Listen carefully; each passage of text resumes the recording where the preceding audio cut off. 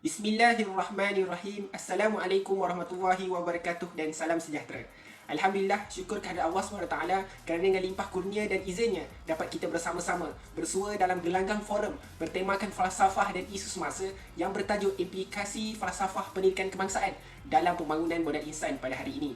Saya Muhammad Ihsan bin Mat Nasir selaku moderator dan bersama-sama saya 4 orang ahli panel yang segak lagi bergaya. Hadirin sekalian, kita sudah sedia maklum bahawa pendidikan di Malaysia berkembang dengan begitu pesat sekali. Panduan utama pendidikan di Malaysia ialah berdasarkan kepada falsafah pendidikan kebangsaan, FPK. FPK digubal untuk memberi panduan atau arah tuju untuk menentukan haluan, asas, inspirasi kepada semua usaha dan rancangan dalam bidang pendidikan. Sebagai negara yang sedang membangun, aspek utama yang ditekankan oleh kerajaan ialah pembangunan modal insan. Pembangunan modal insan yang seimbang akan menjamin pembangunan sesebuah negara. Penekanan yang diberikan untuk menjana pembangunan modal insan yang seimbang ialah dari segi jasmani, emosi, rohani dan intelek seperti mana yang terkandung dalam FPK.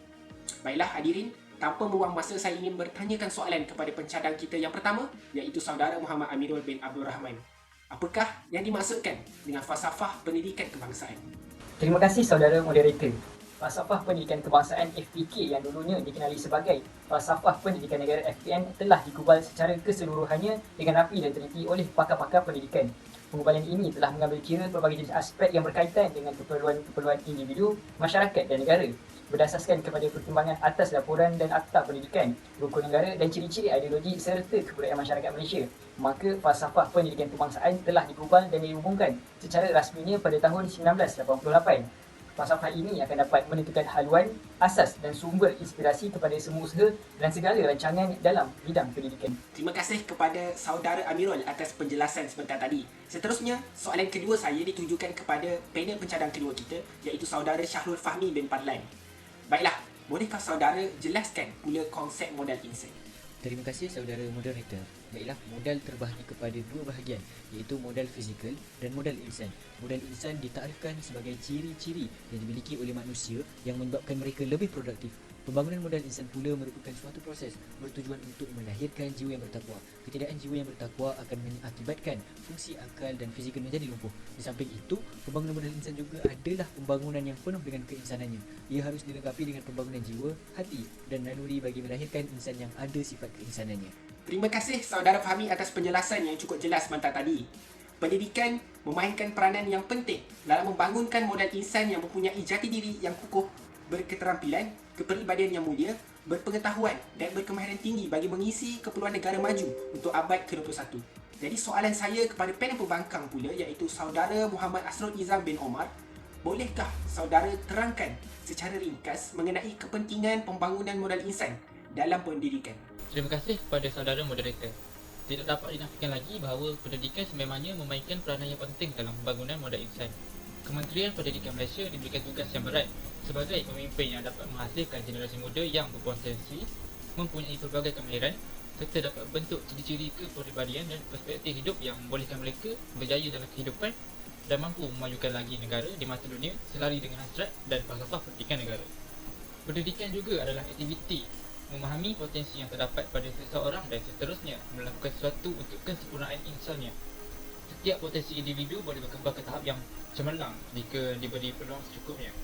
Kepentingan pendidikan dalam membangunkan modal insan turut diulas oleh Prof. Madya Dr. Hailadin Muji Tahir.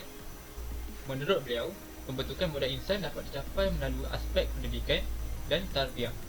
Pendidikan bermakna memberikan ilmu secara formal, manakala tarbiyah adalah pendidikan tidak formal, namun berkesinambungan sifat. Terima kasih saudara Asrul di atas penjelasan yang cukup menarik sebentar tadi. Persoalan saya kepada panel kita yang terakhir, bolehkah saudara Muhammad Daniel Hakim bin Yazid menjelaskan pula mengenai matlamat pendidikan negara? Terima kasih saudara moderator. Matlamat pendidikan negara bertujuan melahirkan rakyat Malaysia yang sempurna dan memiliki serta menghayati ciri-ciri seperti berikut, iaitu percaya dan patuh kepada Tuhan. berlandaskan falsafah pendidikan kebangsaan (FPK). Maka matlamanya adalah untuk melahirkan insan yang harmoni dan seimbang. Matlamat kedua ialah ingin menghasilkan rakyat yang progresif, mahir serta cekap supaya membolehkannya berupaya melaksanakan tugas secara produktif serta sempurna. Matlamat lain ialah melahirkan rakyat yang memahami serta mengamalkan prinsip-prinsip rukun negara dan bersikap toleransi sesama rakyat untuk mewujudkan perpaduan berbilang kaum. Terima kasih saudara Daniel atas penjelasan yang sangat mantap sebentar tadi. Seterusnya, kita beralih pula kepada sesi perdebatan di antara panel pencadang dan panel pembangkang kita. Dipersilakan. Baik, terima kasih saudara moderator. Kami sebagai panel pencadang akan membawa isu mengenai implikasi falsafah pendidikan kebangsaan dalam pembangunan modal insan. Bolehkah saudara Fahmi mulakan dahulu? Baik, tiada masalah. Hakikatnya terdapat 4 implikasi falsafah pendidikan kebangsaan dalam pembangunan modal insan. Namun kali ini saya hanya akan menerangkan 2 sahaja, manakala lagi 2 akan diterangkan oleh saudara Amirul sebentar nanti. Baiklah, implikasi yang pertama iaitu pembangunan intelektual. Bagi membangunkan intelektual dan pemikiran manusia, salah satu cabang utama falsafah iaitu epistemologi berperanan untuk membangun manusia. Kewujudan konsep ilmu ini mampu meningkatkan dan memperkembangkan minda manusia. Sistem pendidikan di Malaysia yang disusun berdasarkan kurikulum banyak berkaitan dengan teori epistemologi iaitu teori ilmu. Sehubungan dengan itu, kurikulum di dalam rangka FPK, falsafah pendidikan kebangsaan, menyusun pelbagai kaedah dan pendekatan pengejaran dan pembelajaran serta penilaian bagi menepati teori ilmu. Ringkasnya, pembangunan intelektual ini lebih menjurus kepada pembangunan kognitif seseorang. Seterusnya, implikasi yang kedua iaitu pembangunan jasmani atau fizikal. Pepatah Arab ada menyebutkan akal yang sihat berada dalam tubuh badan yang sihat. Oleh sebab itu, dalam kurikulum yang dirangka oleh falsafah pendidikan kebangsaan telah menyepadukan pendidikan jasmani, ditambah pula aktiviti kurikulum yang berbentuk kesukanan, kemahiran teknikal dan vocational serta keusahawanan. Baiklah, itu sahaja daripada saya. Saya kembalikan semula kepada saudara Amirul. Baik, implikasi ketiga falsafah pendidikan kebangsaan dalam pembangunan modal insan ialah pembangunan kerohanian dan emosi. Manusia yang berjaya bukan sahaja mereka yang cemerlang pada satu-satu aspek sahaja, malahan istilah berjaya sebenarnya diukur pada kualiti rohaninya. Oleh kerana itu, falsafah pendidikan kebangsaan menekankan pembangunan rohani dan emosi secara seimbang dan menerapkan nilai-nilai murni orientasi kurikulum. Manakala bagi mengukuhkan lagi ilmu yang menghubungkan kepada kemantapan rohani, prinsip kepercayaan dijadikan pegangan oleh falsafah pendidikan kebangsaan. Implikasi terakhir pula ialah implikasi pembangunan modal insan terhadap pembangunan ekonomi. Apabila nilai modal insan ini mula diterapkan di Malaysia pada tahun 2005, meskipun pertumbuhan ekonomi dunia adalah rendah pada tahun tersebut, ekonomi Malaysia tetap mencatatkan pertumbuhan yang membanggakan. Ini adalah kesan daripada pengaplikasian modal insan dalam sistem ekonomi di Malaysia. Baik, itu sahaja daripada kami mengenai 4 implikasi falsafah pendidikan kebangsaan dalam pembangunan modal insan. Kembali kepada saudara moderator. Baik, terima kasih saudara Amirul dan saudara Fahmi selaku panel pencadang kita pada hari ini yang telah mengupas dengan jelas mengenai implikasi falsafah pendidikan kebangsaan dalam pembangunan modal insan ini. Baik, seterusnya kita dengar pula hujah daripada panel pembangkang kita mengenai cabaran dan isu dalam membangunkan insan. Dipersilakan. Terima kasih saudara moderator. Kita sudah mendengar penjelasan daripada panel pencadang kita mengenai implikasi falsafah pendidikan kebangsaan dan pembangunan modal insan ini. Namun begitu, persoalannya di sini adalah isu yang paling besar dalam sistem pendidikan mutakhir ini ialah pendekatan yang terlalu bersifat fizikal dan mekanikal.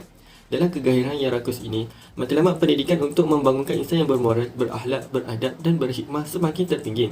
FPK terpaksa berhadapan dengan cabaran-cabaran semasa dalam melahirkan insan sempurna. Secara ringkasnya, cabaran bagi FPK dalam membangunkan insan boleh dikategorikan kepada 2 aspek, iaitu aspek luaran dan aspek dalaman. Aspek luaran yang dimasukkan ialah pengaruh luar dari kawalan dan aspek dalaman lebih menjurus kepada kelemahan sistem pendidikan itu sendiri. Aspek-aspek tersebut ialah globalisasi, sekularisme dan dualisme, kurikulum pendidikan dan profesionalisme guru. Maka sekarang saya membawa dan mengupas segala persoalan ini bersama-sama dengan saudara Asrul. Dipersilakan saudara Asrul untuk mengulas mengenai cabaran dalam aspek globalisasi, sekularisme dan dualisme. Terima kasih kepada saudara Daniel. Pertamanya, mengenai cabaran aspek globalisasi. Trend globalisasi telah mencetuskan pelbagai cabaran dalam pelaksanaan pendidikan di Malaysia.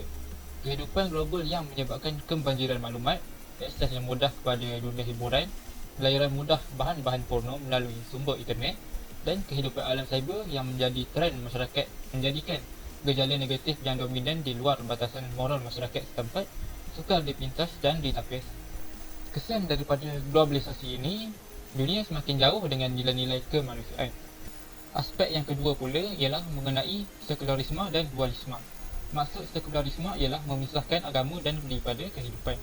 Menurut fahaman ini, tuntutan duniawi mesti dilaksanakan semaksimal mungkin, selagi nyawa di kandung badan dan tiada apa-apa lagi yang berguna selepas mati. Matlamat sekularisme adalah untuk menutup sebarang hubungan alam ini dengan Allah Subhanahu Wa Taala.